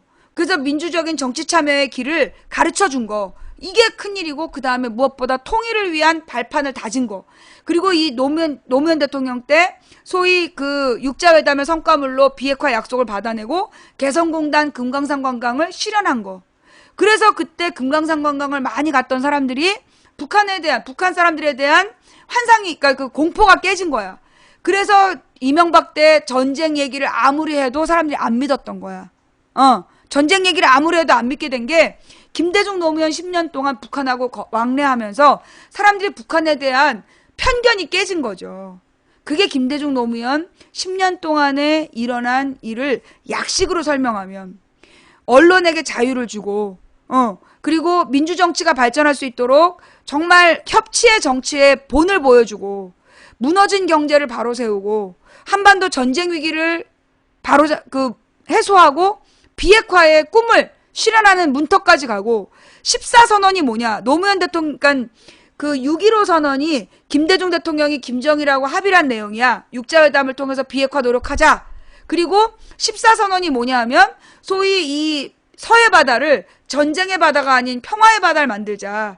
그래서 공동수역을 해서 군인들은 전부 다 절대 서해 이 경기도 앞바다에 나타나지 않고 황해도와 경기도 사이는 평화의 바다를 만들자. 그리고 해주에다가 제2의 개성공단을 만들어서 경제적으로 이 북한의 노동력과 남한의 자본이 결합해서 새로운 메이드 인 코리아를 만들자. 이게 전부 다 노무현 때 14선언으로 약속된 바야. 그 모든 걸 말아먹은 게 누구야? 이명박이야. 하루아침에 말아먹은 게 이명박이에요. 왜? 이명박은 미국의 공화당 리라는 별명을 갖고 있어. 그때 대통령이 민주당인데 이명박은 공화당하고만 친했어. 왜? 공화당은 미국의 무기산업체의 후원을 받는 당이야. 그래서 미국의 무기산업자들이 장사를 하려면 북한은 적으로 존재해야 돼. 그래서 북한과의 모든 평화 노력을 깨라고 두 가지를 없애라 그런 거야. 미국의 공화당이. 금강산 관광을 없애고 개성공단을 없애라. 그런데 그래서 금강산 관광을 없앤 거야. 박광자 사건으로. 박광자 사건을 핑계 삼아서 금강산 관광을 없애버린 거야. 그리고 개성공단도 폐지하고 싶었지만 개성공단을 폐지하면 국내에 투자했던 투자자들 돈을 확 뺄 거다. 그래서 못 뺀 거야. 그러다 박근혜가 빼버린 거예요. 개성공단을 철수시킨 거야. 그게 누구의 요구냐? 미국의 공화당에 돈을 대는 무기사업자들의 오래된 요구였어요. 그래서 지금 개성공단을 폐쇄해서 북한이 입은 피해는 3,000매덕, 남한이 입은 피해가 공식적으로 확인된 것만 4조. 그리고 비공식적으로 더 많은 피해를 지금 보고 있는 거 아니야. 박광자 사건은 뭐냐 하면, 금강가는 2008년이었죠, 그때가. 2008년 여름에 박광자라는 사람이 금강산 관광을 가요. 그때 이제 금강산 관광이 다 아무나 다 갈 수 있었어. 근데 금강산 관광을 갔던 사람들 중에 박광자라는 사람이 아침에 혼자서 산책을 간 거야. 근데 이게 금강산 관광에서 허락된, 관광객이 갈 수 있는 허락된 공간이 있는데 이 박광자 씨가 왠지 모르게 허락된 공간을 넘어간 거야. 그래서 북한에서 산책하지 말라는, 북한에서 오지 말라고 경고하는데 경고를 무시하고 산책을 간 거야. 그래서 북한군이 발포해서 죽였어요. 근데 그 사람이 누구냐 하면 한나라당 어느 지역의 여성위원장이었어. 무슨 얘기냐? 당시에 금강산 관광이 1인당 한 200만 원 정도가 들었어요. 그래서 가난한 서민들은 못 갔어. 근데 돈 많은 한나라당 당원들은 금강산의 이름이 4개잖아. 개골산, 먼산 이래서. 그래갖고 1년에 4번씩 금강산 관광을 간 거야. 근데 이제 그렇게 한나라당 당원들이 되게 많이 갔다 왔는데, 근데 그런 당원들 중에 하나가 박광자 씨였고, 그 박광자 씨가 총을 맞아 죽은 거예요. 그러자 그걸 핑계 삼아서 이명박이 금강산 관광을 폐쇄시켜버린 거야. 그래서 결국 남한의 안전망이 동서 하나씩이었는데, 하나가 무너지게 된 거였죠. 예. 그게 박광자 씨 사건이에요. 한나라당 여성위원장. 일부러 그런 건 아니겠죠. 일부러 그랬다는 증거도 없고 결과적으로 그랬다는 거죠. 그래서 금강산 관광을 폐지하고 뭐라 그러나 이 금강산 관광이 북한에 왕래를 하면서 소위 민간 교류였고, 그 다음에 북한에다가 현찰을 주는 거였어. 그래서 북한의 경제 봉쇄를 뚫고 그래도 북한 사람들 먹여 살릴 수 있었던 유일한 게 그러니까 이 개성공단하고 금강산 관광이었는데, 그 돈을 북한이 핵무기 개발로 쓴다. 그러면서 금강산 관광을 폐지시킨 거죠. 군사시설에 일반인이 가면 안 되는 거였죠. 근데 왜 그 사람이 거길 갔는지, 그리고 왜 혼자 움직였는지, 그것도 좀 이해가 안 되는 사건이긴 해요. 좌우지간 그게 박광자 씨 사건이었다. 자, 내일은 노무현 대통령의 7주기예요. 예. 근데 여러분 그거 아세요? 노무현 대통령만 7주기가 아니라 김대중 대통령도 올해가 7주기예요. 노무현 대통령 돌아가시고 3개월 만에 김대중 대통령이 돌아가셨어요. 김대중 대통령 굉장히 나이가 많으셨는데, 그 노무현 대통령 서거하시고 그 뙤약볕 아래서 너무 이제 고생을 하신 거야. 근데 사실 신체적인 고통보다 그 스스로 목숨을 끊었다는 게 너무 가슴이 아파갖고 김대중 대통령이 그 뒤로 굉장히 건강이 악화가 돼요. 그래서 6월인가 7월달에 입원을 해서 거의 혼수 상태에 빠져 있는 상태였어. 근데 그 혼수 상태에 빠진 김대중 대통령을 김영삼이 지가 가서 화해했다고. 용서하고 화해했다고. 아니, 용서의 주체는 김대중 대통령이야. 전두환, 노태우, 김영삼을 용서할 수 있는 주체는 김대중 대통령인데, 김대중 대통령이 혼수 상태였다니까. 근데 이 새끼들이 지네가 용서하고 화해를 했다는 거야. 그리고 나서 며칠 뒤에 김대중 대통령이 돌아가셨어요. 그게 8월 12일? 그죠? 8월 12일인가 10일이야. 그 날짜 좀. 그래서 이 김대중 대통령에 대해서도요, 여러분들이 정말 제대로 알고 있어야 돼요. 8월 18일? 15일이 지나서구나. 난 15일 전인 줄 알았는데. 죄송해요. 제가 날짜를 8월 12일로 착각했어요. 사실은 뭐라 그러나, 내가 노무현 대통령 돌아가시고 나서 8월 달에 방송을 접으려고 그랬어. 왜냐면 내가 방송을 하면 안 되는 목 상태였기 때문에. 원래 내가 그 4월 달까지 방송 안 했다 그랬잖아.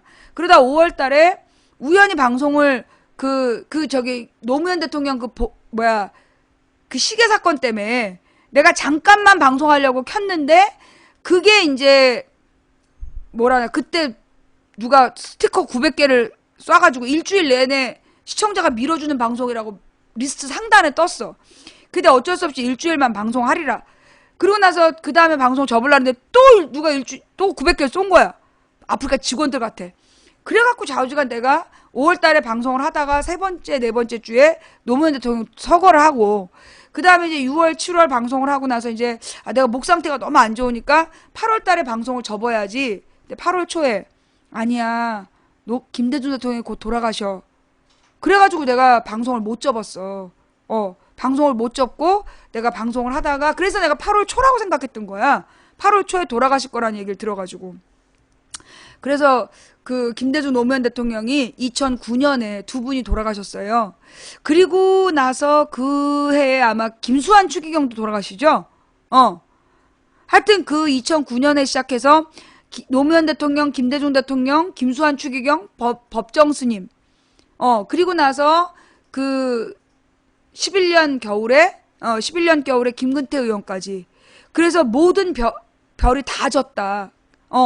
모든 별이 다 졌다라는 얘기가 그때 나왔었어. 그러니까 중요한 인물들이 그때 전부 다 이렇게 돌아가시면서 사실 우리 뭐라 그러나 우리를 이끌어줬던 우리 민족에게 나름 지도자적인 길을 알려주셨던 분들이 한꺼번에 다 사라지는 바람에 그래서 우리가 되게 더 혼란스러웠던 것 같아요. 그리고 2012년에 새로운 신진 인사들이 많이 나타나서 새로운 지식인들이 나타나서 팟캐스트라든가 이런 걸 통해서 또 SNS를 통해서 정치적인 입장을 많이 보여주게 된 거죠. 예. 그러다가 2016년 총선을 치르게 된 겁니다. 자, 이렇게 해서 오늘 노무현 대통령 7주기를 맞이해서 노무현 대통령 7주기를 맞이해서 김대중 노무현 대통령의 업적 그러면 이 두 대통령은 완벽한 대통령이었냐 하면 그건 아니에요. 소위 종편은 김대중 노무현 대통령이 좌익 대통령이다. 좌파 대통령이다라고 얘기했어요. 그러면 정말로 김대중 노무현 대통령은 좌파였을까요? 아니었어요. 김대중 노무현 대통령은 보수 대통령이었어요. 정책이 보수였어. 정책이 보수 대통령이었고요. 예. 그거는 그걸 도리어 좌파라고 얘기하는 놈들이 미친놈들인 거죠. 김대중 노무현 정부는 철저히 이 법을 지키고 그리고 자본주의 사회를 안정시키고 발전시키는 걸 목적으로 했어요. 소위 좌파라고 얘기한다면 자본주의 체제가 아닌 소위 사회주의 체제를 옹호하고 나아가는 그런 방향으로 가야 되잖아. 근데 그게 아니었다는 거지. 김대중 노무현 정부는 보수 정권이었어요. 그래서 자본주의가 더욱더 발전하고 시장이 확대되는 걸 목적으로 정책을 쭉 추진했던 거야. 다만 김대중 노무현 대통령은 자본주의의 발전과 성장을 목적으로 하되 복지 정책을 강화해서 서민들에게 사회 안전망을 만드는 것도 동시에 추구했기 때문에 우리가 좌파라고 오해하고 많은 언론에서 빨갱이 욕을 하니까 이 복지 정책 때문에 좌파로 오해하지만 실제로 다른 나라의 좌파 대통령들 같은 경우에는 부자들에게 누진세를 적용하죠. 우리나라 부자들에게 누진세 없어요? 예, 도리어 부자들일수록 세금을 깎아주죠. 예, 부자들에게 누진세를 적용하고 그리고 가난한 사람들에게 무상보육, 무상교육 이런 걸 확장시키는 게 그게 좌파적 정책이에요. 예, 김대중 노무현 정부 때는 무상정책이 있었던 건 아니었어요. 무상급식이라든가 그런 게 없었죠. 그죠? 예. 자, 그래서 김대중 노무현 대통령을 좌파라고 오해한 건 개무식하거나 의도적으로 왜곡하거나 요 부분도 우리가 반드시 알고 있어야 될 내용이다. 사실 이 이명박이 종편을 만들었어. 종편을 만든 게 2009년이었죠. 2009년인가 10년에 종편을 만드는데 왜 그랬느냐? 왜? 사실은 이게 이제 미국에서 이미 미국에서 폭스 텔레비전이 소위 아들 부시 때 아들 부시를 당선시키는 역할을 했던 게 폭스 텔레비전이었어요. 예. 아들 부시를 당선시켰던 게 그게 폭스 텔레비전의 역할이었어. 그게 무슨 얘기냐? 모든 케이블은 여러분 봐봐요. OCN 영화만 해요. 그죠? 스카이 트래블 여행 채널이에요. 여행 프로그램만 해줘요. 그 다음에 MBC 에브리원 이름 에브리인가? 그런 거는 예능만 해줘. 그 다음에 MBC 드라마. 그럼 MBC 드라마만 해줘. 그러니까 모든 케이블은 원래 실제로 일반 텔레비전이 2,500원에 시청료를 낸다면 케이블은 15,000원 이상의 시청료를 내야 되기 때문에 그럼 왜 이렇게 비싼 시청료를 내느냐? 그러니까 뭐라 했냐? 케이블은 분야별로 채널이 정해져 있다. 스포츠면 스포츠, 뉴스면 뉴스, 드라마면 드라마, 영화면 영화 정해져 있다. 그러니 영화를 보고 싶을 땐 영화 채널을 보고 스포츠를 보고 싶을 땐 스포츠 채널을 보도록 분야가 정해져 있으니 채널 선택권을 준 거다. 그러니까 케이블 TV는 비싼 거다. 그게 그들의 논리였어. 그래서 원래 모든 케이블 텔레비전은 딱 한 종목씩만 방송을 해야 되는 거야. 스포츠면 스포츠, 영화면 영화, 드라마면 드라마, 뉴스면 뉴스. 그런데 종합 편성 채널이라는 건 케이블 텔레비전 중에서 일반 지상파처럼 KBS, MBC, SBS는 어때요? 뉴스도 하고 영화도 하고 드라마도 하잖아. 예능도 하고. 그렇게 다양한 프로그램을 다 방송할 수 있도록 한 게 종합편성 채널이에요. 그러면 이 종합편성 채널을 만든 이유가 뭐냐? 이 폭스 텔레비전이 소위 미국에서 굉장히 재밌는 드라마를 많이 해. 재밌는 미드를 많이 해. 그래서 재밌는 미드 사이사이에 뉴스가 나오는데 그 뉴스가 골 때리는 개소리를 하는 거야. 잡소리를 하는 거야. 그걸 목적으로 폭스TV가 엄청난 자본을 가지고 최상의 드라마나 재밌는 예능을 만들어내고 뉴스 자막으로 국민들을 홀리는 거야. 그게 미국의 폭스 채널이었어요. 그걸 우리나라에 똑같이 적용하고 하려는 목적으로 만든 게 우리나라 종편인 거야. 종합편성 채널. 종합편성 채널이라는 말 자체가 원래는 한 종목만 해야 되는데 그거 알죠? 조선일보 TV도 있었고 동아일보 TV도 있고 중앙일보 TV도 있었어. 아무도 안 봐. 그러니까 이것들이 종합편성 채널을 만들어서 그래서 다양하고 재밌는 예능을 하는 거야. 그래서 그 예능으로 눈길을 끌어서 그 다음에 뉴스 자막으로 원래 세뇌를 시키려고 그랬는데 이 새끼들이 처음에 이제 종편을 만들 때 문제가 뭐냐? 미국은 폭스 하나야. 딱 하나. 근데 우리는 채널A, TV조선, MBN, JTBC 4개야. 4개나 이 종합편성 채널이다 보니까 실제로 그 4개의 종합편성 채널을 만들 때 모두 3천억 이상의 자본을 가지고 시작해야 됐어. 돈이 어딨어? 재벌들한테 삥을 뜯은 거야. 얘네들이. 근데 JTBC는 중앙일보였고 근데 중앙일보가 원래 삼성가잖아. 그 돈이 많으니까 2개를 운영한 거야. JTBC하고 매경하고 MBN. 둘 다 삼성 계열이에요. 그리고 이제 채널A TV조선이 있는 거야. 근데 이제 이 JTBC는 처음에 이제 보도 채널을 손석희한테 넘기면서 그러니까 JTBC가 제일 인기가 없었어. 근데 이 가장 종편 중에 원칙을 지켜. 무슨 얘기냐? 종합편성 채널의 그 규정에 보면 법에 의하면 어떻게 되어 있느냐? 전체 프로그램의 뉴스 보도는 20%를 넘을 수 없어. 시사 뉴스는 20%를 넘을 수 없는 거야. 그럼 나머지 80%는 드라마를 하든 영화를 하든 예능을 하든 프로그램을 배정을 해야 되는 거야. 만들어야 되는 거야. 그런데 지금 종편이 어때요? 전체 프로의 90%가 보도 채널이잖아. 이름 바꿔갖고 하루 종일 미친 패널들이 나와서 헛소리하고 앉아있잖아. 그거는 법을 어기고 있는 거야. 법을 어기고 있는 거예요. TV에는 종편이 아니야. 그게 예능 프로지. 예. 자, 그래서 이 TV에는 보도가 없잖아요. TV에는 뉴스가 없어. 이게 보도를 할 수 있는 종합편성 채널은 20분을 넘으면 안 돼. 20%를. 근데 이 새끼들이 그럼 왜 그렇게 쓸데없는 잡소리 하는 패널 프로를 많이 했냐? 실제로 드라마 한 편 제작하는데 몇 억 들잖아. 한 편 제작한다는 1억 들어. 거기다 주인공이 유명한 배우다, 스타급이다. 그럼 걔들 한 명한테 출연료 1억 주잖아요. 고현정 이런 애들 1억씩 받고 출연한 애들이야. 그러면 편당 1억 이상의 제작비가 들어가니까 드라마 한 편당 100억 정도 들어가는데 그 100억을 투자해서 한 2달 방송을 해, 드라마를.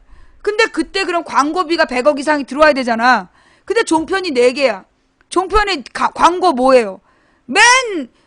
묻지도 따지지도 않고 보험 들어드립니다. 그거 하고, 눈을 가려요. 어째요. 이런 거 하고. 공익 채널하고 광고를 안 하잖아. 실제로 그 종합편성 채널에 광고 수입이 없는 거야. 대출 광고가 대부분이죠. 대출. 묻지도 따지지도 않고 드립니다. 사기, 보험 사기. 이게 다야. 근데 그게 100억이 들어오냐고. 안 들어와. 그러다 보니까 얘네들이 제작비를 아끼려고 그 패널들한테 몇만 원 주고 1회당 몇만 원 주고 불러다가 그거 하루 종일 개소리 시키는 거 아니야. 그게 종편의 방송이에요. 잘못된 거죠. 그거 원래 법을 엄격하게 적용하면 그 종합편성 채널들 전부 다 자격을 폐지해야 돼. 종편 자격 폐지를 해야 돼. 그래서 심사해서 얘네들은 그 채널을 폐지시켜야 된다고. 원칙을 어겼기 때문에. 예. 하여튼 그게 이제 종편 문제인데 이 종편을 만들었던 이유가 뭐냐. 그냥 난 더 기가 막힌 건 사실 우리나라에서 디지털 텔레비전을 강요할 필요가 없었어요. 옛날에 아날로그 텔레비전 다 봤단 말이야. 그런데 2012년인가 몇 년이었지? 2014년인가? 온 나라에 전부 다 디지털 채널만 있게 된 거야. 그러면서 어떻게 했냐? 각 집집마다 그 올레 TV 같은 걸 놔줬어요. 시골에. 예. 시골 깡촌에도 전부 다 디지털 텔레비전으로 바꾸라고 그러면서 디지털 수신기를 달아준 거야. 그 이유가 뭐냐? 13년 말 종편 보게 하려고. 일부러 아날로그 통신을 전부 다 끊어버리고 다 디지털로 바꾸면서 셋탑박스를 전부 다 달아서 종편을 나오게 한 거야. 그래서 그 방송들을 보면 그러니까 소위 이제 그렇게 시골에다 달아주는 텔레비전은 시골에 달아준 텔레비전의 특징은 채널이 많지가 않아. 재밌는 게 별로 없어. 그러니까 종편만 보는 거야. 가령 뭐 미국 드라마가 다양하게 나온다든가 그러질 않아요. 솔직히 여러분들 가서 봐봐. 가령 이제 여러분이 시골에 놀러 가서 산장 같은데, 뭐 또 펜션 같은데 가서 틀어보면 볼 채널이 별로 없잖아. 뭐 만화도 별로 없고, 드라마도 별로 없고, 예능도 별로 없고, 일부러 그런 거야. 일부러 그래서, 뭐라 그러나, 디지털 TV의 특징이 종편 말고 재밌는 게 없어. 차라리 드라마라도 하루 종일 해주는 채널이 있으면 그런 것도 볼 거 아니야. 근데 드라마 채널도 별로 안 나와요, 거기는. 그래서 맨 종편밖에 없어. 공익 채널, YTN하고 공익 채널만 있는 거야. KBS, MBC, SBS, 그 다음에 OCN 정도 하나 나오고, OCN, CGV 2개 정도 나오고, 나머지는 안 나와. 스포츠 채널도 별로 없고. 그러니까는 시골에 있는 노인들이 심심하니까 계속 종편만 틀어놓는 거야. 예. 그리고 맨 광고는 쓸데없는 보험하고 대출. 그래서, 그걸 틀어놓고 국민들을 어떻게 한 거예요? 세뇌시키는 거야. 그 종편 논리로. 근데 사실 수도권 같은 경우는 수도권에서는 종편의 영향력이 크지 않았어요. 왜? 수도권에서는 처음부터 종편의 문제점을 알았고, 그리고 이미 2009년, 10년에 만들어질 때 우리가 반대운동을 했어. 그래가지고 이 반대운동을 했고, 그 다음에 이제 종편이 만들어진 다음에는 서울 시내에서 식당가에 만약에 종편을 틀어놨다. 그러면 주문했다가 사람들이 나와버린 거야. 종편 저거 채널 바꿔주세요. 근데 안 바꿔줬다. 채널에 TV조선을 틀어놨다. 그러면 나와버린 거야. 저 안 먹을래요. 그리고 주문 취소하고 나와버린 거야. 그러니까 감히 서울 시내에서는 종편을 틀 수가 없는 거야. 그래서 주로 이제 YTN을 틀게 되죠. 이 서울 시내에서 YTN이나 JTBC를 트는 이유가 그 종편 반대 운동하는 사람들이 식당가에나 어떤 업소에서 그런 걸 은행이나 이런 데서 틀어놓으면 막 항의를 한 거야. 그래서 수도권에선 사실 공공장소에서 종편이 안 나와요. 공공장소나 식당에서 안 나와. 그런데 시골은 종편이 뭔지도 몰랐던 거야. 그렇잖아요. 시골은 종편이 뭔지도 모르는 13년 말에 셋탑박스를 다 달아주고 그리고 나서 갑자기 나온 게 종편이었기 때문에 특히 호남 사람들이 그 종편이 뭔지 모르고 그냥 본 거야. 그래서 일이 이렇게 된 거예요. 항의하는 사람이 없어요? 우리 그 닉소님, 무슨 식당이신데요? 무슨 식당인지 모르겠는데요. 우리 동네에서는 종편 틀어놓으면 항의해요. 그래서 종편 틀어놓는 식당이 없어요. 예. 없다고 계속 강조하고 있는? 예. 자, 그러니까 여러분들 어떻게 하셔야 되냐. 근데 사실 지금 호남에는 가게도 없어. 호남은 가게도 없어. 그래서 여러분들이 이제 시골에 가서, 모든 IPTV에는 뭐가 있다? 채널 지우기 기능이 있어요. 채널 지우기 기능. 그러니까 여러분들이 그 시골에 가셔가지고 부모님들이 종편을 보실 때 종편 채널을 지우시면 돼요. 종편 채널을, 삭제하는, 왜냐하면 우리 서울에서는 그 운동을 적극적으로 했어요. 종편 채널 삭제하기. 그랬더니만 이것들이 점점 진화하면서 처음에 나왔을 때는 채널 삭제 기능이 있었어. 지금은 채널 삭제가 안 돼. 채널 삭제가 되게 어려워. 그래가지고 선호 채널로 바꾼다든가 그래서 되게 조건을 까다롭게 해놨어. 예, 지우기가 어렵게. 예. 그러니까 이제 여러분들이 지금 이제 호남에서 이번 사태가 벌어진 게 종편에서 하루 종일 개소리를 하고 그걸 무비판적으로 다 들은 게 문제였잖아. 그러니까 여러분들이 하실 일이 뭐냐? 가령 여러분들이 집에 안 쓰는 그 인터넷 된 스마트폰들 있죠. 전화기 자주 바꿨잖아. 이제 우리가 운동을 해야 돼. 집집마다 그 휴대폰, 그 스마트폰, 안 쓰는 스마트폰을 집집마다 그 자기 어머님 집에, 어머님 집에 용돈 보내잖아요. 부모님께 용돈 보내듯이 그 집에 와이파이 존을 만들어 놓고, 그 다음에 부모님께 그 안 쓰는 스마트폰에 망치부인 앱을 깔아가지고, 이걸 키시면 돼요. 이렇게 해주라고. 망치부인 방송 보는 법을 계속 알려드려. 계속 알려드려서 망치부인을 보게 하고, 그래도 그 스마트폰으로 못 보시는 것 같다. 컴퓨터를 놔드리세요. 예, 컴퓨터라도 놔서 부모님이 차라리 망치부인 방송을 하루 종일 보게 하는 거. 그게 이 호남의 묻지마 안철수 바람을 막을 수 있는 유일한 방법이에요.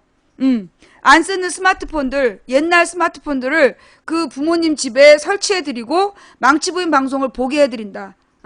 그러니까 아프리카 앱 깔고 검색어에 망치부인 넣어놓고, 그래서 이렇게 이거 즐겨찾기까지 해 놓으시면, 이렇게 즐겨찾기가 되면 즐겨찾기 띵 올려서 그냥 키면 망치부인 방송 볼 수 있는 거잖아. 그죠? 어른들이 그 즐겨찾기 해놓고 즐겨찾기 알람에 의해서 딱 보면 망치부인 방송 볼 수 있잖아. 그죠? 예. 그러니까 알림 설정을 꼭 해놓고 즐겨찾기를 해서 이 망치부인 방송을 볼 수 있도록 여러분이 좀 해주시면, 예, 해주시는 게 그게 여러분들이 부모님들에게 살 길, 진리의 길을 열어주시는 하나의 방법이다. 라는 거. 자, 그 다음에 이제 이번에, 어저께죠? 어저께인가 그저께 그 국회 마지막 날, 19일날 밤이지? 19일날 밤에 국회에서 반란이 있었다. 그러면서 유승민의 배신, 유승민의 반란, 배신이라고 안 해, 반란. 유승민 정의화의 반란이라면서 박근혜가 반대해왔던 국회법을 통과시켰다. 그래서 그 내용 중에 상시적 청문회 제도, 상시 청문회 제도가 들어갔는데 이게 새누리당에서 계속 반대해갖고 안 되던 법이었다. 근데 굉장히 중요한 법인데 이 유의미한 법을 정의화와 유승민이 주도해서 통과시켰다. 이 뉴스를 보고 많은 사람들이 환호했어요. 자, 이 뉴스는 뭘까요? 네, 또 하나의 개소리죠. 예, 또 하나의 개소리. 왜? 유승민 정의와 두 명이 그 법을 어떻게 통과시켜? 이 법을 통과시킨 건 누구야? 더민주가 주도한 거야. 더민주가 주도했고 국민의당은 안 따라올 수 없으니까 따라온 거고, 그리고 유승민과 정의와는 새누리당에서 여기 덧붙인 것 뿐이야. 빌붙은 것 뿐이야. 그런데 언론이 정의화와 유승민을 띄워. 정의화와 유승민을 띄워. 이거 왜 그러는 거냐? 정의화하고 유승민하고 누구에게? 국민의당으로 가게끔 그걸 유도하는 거야. 지네들이 합리적 보수다. 정의화 유승민이 합리적 보수다. 그래서 이제 이 유승민과 이런 그 새누리당에서 새누리당 친이계를 합리적 보수라고 포장을 해서 안철수하고 합쳐주면서, 원래부터 이명박 놈들끼리 모이는 건데 그렇게 막 포장을 해가지고 뭔가 이렇게 정치 개혁을 하는 척을 하는 거예요. 그런 구도를 가지고 하는 거죠. 예, 뭔 말인지 알겠어요? 그래서 그 상시적 청문회 제도가 대단히 뭔가 엄청난 제도인 것처럼 막 홍보를 했잖아. 그거 별거 아니야. 솔직히 청문회 한다고 평소에 보냐고. 여러분 청문회 한다고 다 봐요? 안 보잖아요. 총리 청문회, 총리 인준 청문회도 안 보면서 뭐. 그 상시 청문회 제도가 그렇게 대단한 법이 아닌데 뭔가 대단한 것처럼 언론에서 보도를 한 거야. 왜? 정의와 유승민을 띄우고, 한마디로 친이계 띄우려는 이 언론이, 지금 우리나라의 종편은 전부 다 재벌들의 언론이야. 재벌이 만들어내는, 재벌이 돈을 대는 언론이라고. 그래서 이 재벌들은 친이계를 지원해. 친이계가 곧 친재벌이야. 그래서 친재벌 정치인들을 지금 박근혜하고 관계를 끊고 친이계를 비박계라고 불러. 일부러. 그거 원래 친이계야. 이명박의 놈들. 이명박 꼬봉들인데 이걸 비박계라고 불러갖고 포장을 해. 그 다음에 얘네들이 박근혜하고 막 박근혜를 반란을 일으켰다 이러면서 막 띄워주는 거야. 그리고 마치 대단한 일을 한 것처럼 막 띄우면서 얘네들이 유도하는 건 뭐냐? 이명박의 꼬봉들을 비박계라고 띄우고 합리적 보수라고 띄워가지고 합리적 보수하고 진정한 호남의 진보 세력이 만나서 새로운 정당을 만들었다. 그래서 또 3당 합당 하려는 거야. 김영삼이 했던 3당 합당 고짓거리 또 하려고 지금 밑밥 까는 거지. 야, 새끼들 국민을 아주 그냥 절로 보는 거야.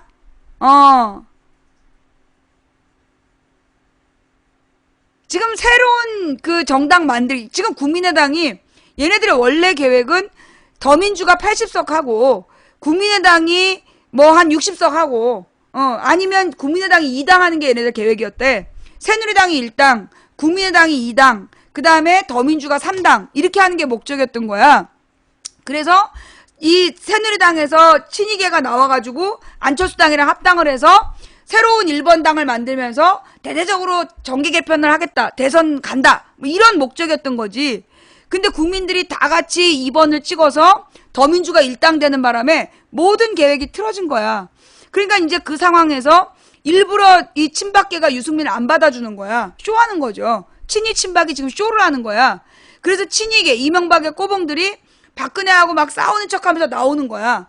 그래서 얘네들이 안철수당이랑 합쳐가지고 지네들이 새로운 개혁적인 정당이다. 그래서 뭐 손학규를 대표 뭐 이런 거 시킬 쓴 것도 있죠. 박지원이 워낙 욕을 많이 먹기 때문에 손학규를 당대표로 안철수를 대선 후보로 그러면서 계속해서 호남에서 이번에 5.18 때도 문재인을 계속 욕했다며. 문재인을 따라다니면서 괴롭혔다며. 그게 뭐냐? 호남에서 문재인은 안 된다라는 그 정서를 만들려는 거야. 그래서 호남 문재인은 안 된다. 어쩔 수 없이 문재인은 안 되니까 그러니까 어쩔 수 없이 안철수로 가자. 요 논리로 지금 꾸준히 가고 있는 거야. 그러기 위해서 지금 제3당 국민의당으로 안 되잖아. 그러니까 제3당 국민의당에 이명박 꼬봉들 다 모아가지고 이명박 정당을 만들려는 거죠. 이건 호남을 등신 취급하는 거예요. 요 얘기를 적극적으로 알려야 되겠죠? 예. 내가 그랬잖아. 그 친이하고 친박은 적이 아니다. 재벌계와 옛날 군부 독재 세력은 사돈관계다. 손주를 공유하는. 한마디로 손주에게 모든 주식이 들어가고 이 주식의 지분을 공유하는 애들이다. 그러니 절대 진짜 싸우지 않는다. 그들은 싸우는 척만 할 뿐이야. 싸우는 척만 할 뿐이지 실제로 얘네들은 자기네 이익을 위해서 철저히 동업관계다. 친인척 관계고 사돈관계이고 손주를 공유하는 관계다. 그러니 그것들은 적이 아니다. 그래서 결국 이름 바꿔갖고 또 오는 거야. 이름 바꿔서 또 모이려는 혈맹관계죠. 거기서 우리가 속아 넘어가면 안 되는 거야. 뭔 말인지 알았지? 지금 새누리당에 그러니까 이명박 박근혜가 10년 동안 말아먹은 나라를 지네들이 권력을 재창출할 수 있는 방법은 이명박 박근혜의 사람이 아닌 것 같은 그 쇼를 해가지고 그 한마디로 인물 세탁을 하는 거지. 인물 세탁. 이거는 내가 볼 때 얼굴 세탁이라고 봐. 얼굴 세탁. 이름 세탁. 이름 세탁. 친이계인데 이명박의 꼬봉들인데 이명박의 꼬봉들이란 이름을 지우고 그리고 마치 새로운 안철수의 사람인 것 마냥. 야, 안철수가 이명박 꼬봉이었잖아. 어디서 이런 개지랄을. 야, 아주 망치 부인이 오늘 그러니까 우스워 보이나 봐 얘네들이. 야, 망치 부인은 그냥 사람이 아니잖아.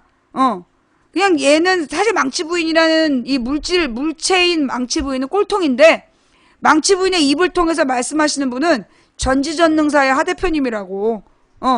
전지전능사의 하 대표님께서 다이렉트로 모든 일을 쏘아주시기 때문에 니네들이 무슨 작전을 펼치듯 우리 온 국민이 다 알 수밖에 없어.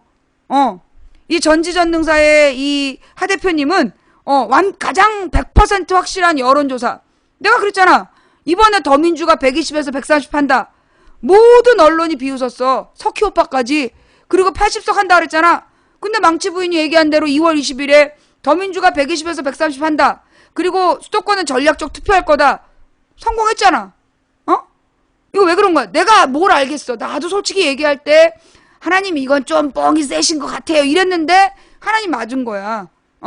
이거 전지전능사 하 대표님의 메시지이기 때문에 맞을 수밖에 없어. 니네가 어디서 무슨 짓거리를 하든 바로 보이게 돼 있어. 물론 나도 방송 시작하기 전에 아무것도 몰라. 마이크 켜지면 그때부터 알아. 근데 이런 얘기가 있지. 망치 부인이 알면 온 국민이 안다. 왜? 망치 부인 방송을 보는 사람들이 소위 우리 사회의 오피니언 리더들이야. 또 우리 동네 오피니언 리더. 동네에서 말빨 좀 센 언니 오빠들이 많이 봐. 이 언니 오빠들이 망치 부인 방송을 듣고 공감하게 되면, 이해하게 되면 세상이 바뀌더라. 자, 오늘 망치 부인의 이야기 공감이 좀 되세요? 김대중 노무현 대통령의 의미, 그리고 그 성과, 그리고 과오도 있어요. 예, 과오도 있는데 김대중 노무현 대통령의 과오라면 소위 신자유주의를 무비판적으로 수용한 면이 있다. 나중에 노무현 대통령은 2006년에 가서 이거 잘못됐다라는 걸 깨달았지만 사실 너무나 늦은 상태였다. 그래서 우리나라가 소위 이렇게 신자유주의의 그 재벌들의 욕심에 처절하게 짓밟히는 걸 막아내지 못했다.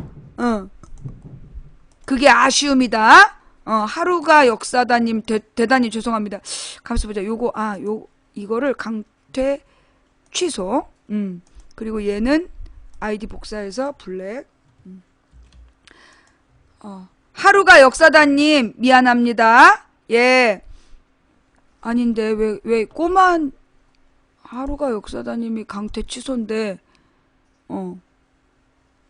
야, 말을 안 듣지?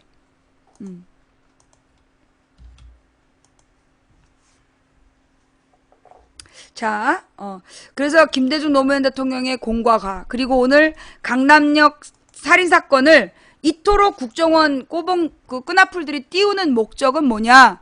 결국 진보 세력의 남녀를 가르는 게 목적이다. 진보 세력의 남녀 대결 구도를 만들어서 국민이 단결하는 걸 막는 게, 그게 목적이었다. 그리고 지금 정치적으로 뭐라 그러나, 상설 청문회법을 띄운 건 언론이고, 언론이 띄운 이유는 정의화와 유승민을 띄우려는 거다. 다른 말로 친이계를 띄우는 거야. 그래서 친이계를 부활시키려고. 친이계를 부활시켜서 안철수하고 묶어내고, 그래서 마치 새로운 인물들인 것처럼 국민들을 속여 먹으려고. 여기 국민들이 속으면 우리는 또 당하는 거야. 자, 망치 부인이 지금 바라보고 있는 이 언론과 이 이명박 꼬봉들의 그 작전 맞는 것 같아요? 틀린 것 같아요? 예. 망치 부인이 지금 보고 있는 이명박 계열 그 친이계가 안철수를 밀면서 마치 지네들이 새로운 인물인 것처럼 간판 세탁을 하고 있는 거, 이거 맞는 것 같아요? 틀리는 것 같아요? 맞는 것 같아요? 결국 근데 박근혜는 좀 또 다른 거야. 뭐가 다르냐? 지금 재벌과 이명박의 꼬봉들은 목적이 지네들의 부를 지키는 거야. 지네들의 돈을 지키는 거고, 박근혜가 목적으로 하는 건 돈보다는 지 아버지의 명예, 그리고 자기의 영구집권. 그래서 목적이 약간 달라. 그래서 이 재벌과 이명박계가 박근혜한테는 영원히 공주라는 지위를 주고 박근혜 세력에 협조할 수 있는 거야. 박근혜 세력이 소위 검찰이나 군인의 그 핵심 세력이기 때문에, 검찰 군인의 핵심 세력이 박근혜를 지금 돕고 있잖아. 그러니까 이제 그 세력의 도움이 또 필요하기 때문에, 소위 이제 더러운 짓을 해주는 인물들로 필요하잖아. 그러니까 박근혜에게는 영구집권의 명예를 주고 박근혜 아버지를 영웅으로 만들어주는 대신 나라의 모든 부는 재벌들이 먹겠다. 요게 얘네들의 협약 내용이 아닐까. 얘네들의 밀양 내용이 그런 거 아닐까 추측하는 거죠. 망치 부인은. 그러니 얘네들은 한패야. 한패이고, 지금 보이는 게 진짜 싸움이 아니야. 쇼를 하는 거죠. 공생관계야. 그래서 결국 목적은 안철수와 그러니까 이명박의 꼬봉들이 안철수 신당으로 간판을 바꿔가지고 결국은 재벌들을 위한 나라를 또 만드는 게 목적이다. 그리고 박근혜에게 영구집권의 명예를 주는 게 얘네들의 장기 계획인 것 같다. 만약에 그게 아니라면 박근혜를 탄핵하지 않겠어요? 안 하잖아. 그리고 박근혜에게 맞서지 않잖아. 박지원이 하루 종일 박근혜 빨고 앉아있잖아. 박근혜 우상화에 아주 그냥 연일 노력하고 있잖아. 지금 안철수하고 박지원이 뭐 천정배가 박근혜 비판하는 거 봤어? 세게 비판하는 거 봤냐고. 정부를 비판하지만 박근혜 비판 안 해. 그게 뭐냐? 얘네들은 지금 박근혜를 여왕처럼 떠받들 목적이라는 거야. 그러니까 그게 한편이라는 거지.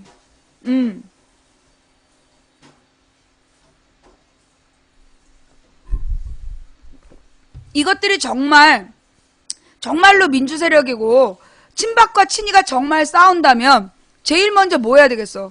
세월호 특별법 개정했겠지. 세월호 특별법 개정하고 그리고 국정원 대선 개입 이거에 대해서도 뭐 더 강력하게 법을 만들겠지. 국정원법 개정하고 세월호 특별법 개정하고 그랬을 거 아니야. 안 하잖아.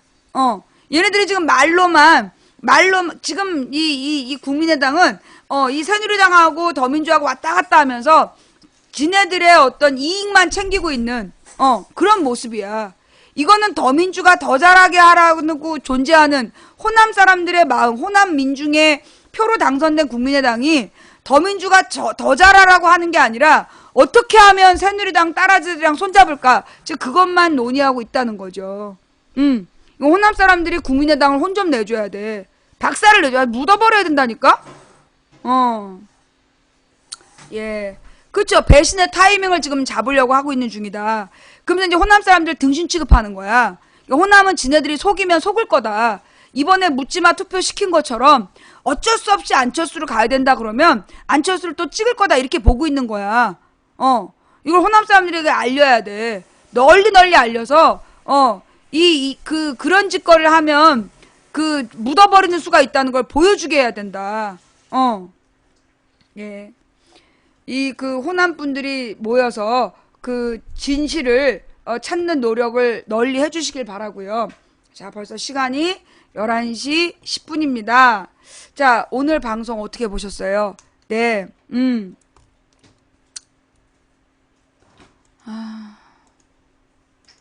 네. 다른 방송 홍보하시면 블랙입니다. 네.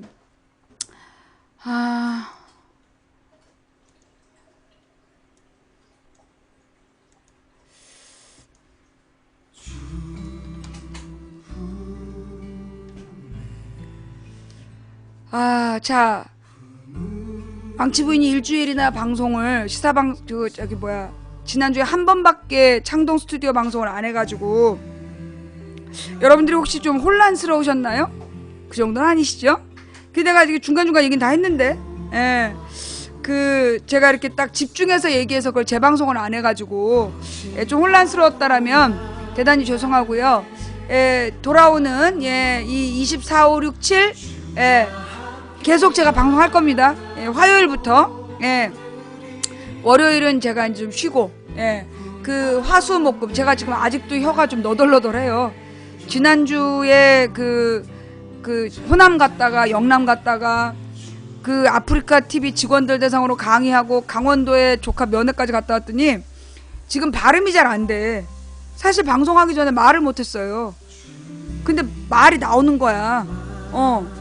대단하죠?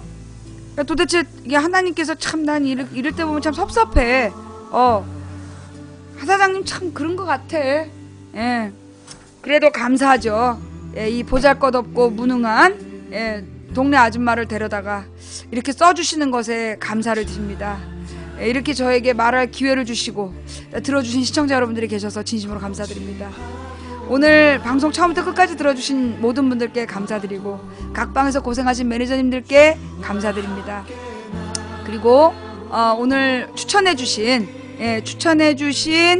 2551분께 감사드리고 아까 2800명 넘게 보던데 추천은 2500. 자, 오늘 밤에 300명 일어나서 밤에 빠스 빱니다.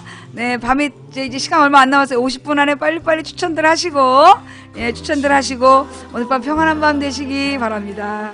추천해주신 모든 분들께 자발적인 추천해주신 모든 분들께 감사드리고 후원해주신 한 분 한 분께 진심으로 감사드립니다. 여러분의 이 후원이 없다면 제가 그 소송비를 감당 못해서 일찌감치 방송 접고 돈 벌러 갔을 것 같아요. 여러분들께서 이렇게 후원해주신 덕분에 제가 일일이 이름 불러드리지도 못하는데 그럼에도 불구하고 해주신 여러분들 덕분에 오늘도 망치부인 당당하게 방송할 수 있었습니다. 다음 방송은 화요일날 방송하겠습니다. 자, 오늘도 망치부인은 남들이 택도 없다는 꿈을 꾸었습니다. 많은 사람들이 그 성공이 보장된 승리가 확실한 그런 데에 배팅을 해야지 너처럼 되지도 않는 데에다가 배팅을 하냐. 당장 지금 어느 대통령 후보한테 줄을 설 거냐. 네가 줄을 잘 서야지 네 남편 뭐 한 자리라도 할 거 아니냐. 저는 그런 데 관심이 없어요. 저는 대한민국 국민들의 밭을 바꾸겠다. 이번에 실패해도 다음에는 될 수 있도록 이번에 최대한 국민들에게 누가 올바른 대통령 후보냐 이걸 알리는 일을 계속 하겠다. 어느 대통령 후보에게 줄 서는 건 아무 의미 없다는 생각을 해요. 누가 대통령이 되든 똑바로 하는 나라를 만드는 게 중요한 거지 누구 한 사람의 대통령이 나라를 바꿀 수가 없어요. 국민 전체가 똑바로 서지 않는 이상 어떤 놈이 대통령이 돼도 개소리를 합니다. 누가 또 훌륭한 대통령일수록 더 빨리 당하겠죠. 저는 훌륭한 대통령 누구든지 우리나라 대통령이 되면 똑바로 일을 할 수밖에 없는 나라를 만드는 게 저의 꿈입니다. 가능하겠냐고요? 된다고 믿든 안 된다고 믿든 당신의 믿음대로 될 겁니다. 누군가 간절히 소망하면 온 우주가 그의 소망을 위해 움직인다고 했습니다. 중지동천이라고 망치부인의 뜻을 모아준 사람들이 많아지면 많아질수록 하늘이 이 기적을 이루기 위해 움직일 거라고 생각합니다. 한 사람이 꾸는 꿈은 꿈일 뿐이지만 백인이 꾸고 만인이 꾸면 현실이 된다고 했습니다. 우리가 가는 길은 갈만한 길이라서 가는 게 아니라 가야 할 길이라서 가는 겁니다. 길이 보이지 않으면 길을 만들면서 가고 빛이 보이지 않으면 우리를 불태워 빛이 되면 됩니다. 기적이 필요하다면 우리가 기적을 만들면서 갑시다. 누군가 포기했기 때문에 110년, 106년 동안 이 땅의 침략자들이 호위호식을 하고 있습니다. 우리가 포기하지 않으면 우리의 내년을, 후년을 바꿀 수 있습니다. 우리가 포기하지 않으면 우리의 미래가 바뀝니다. 저와 함께 가시겠습니까? 저는 하나님과 함께 가겠습니다.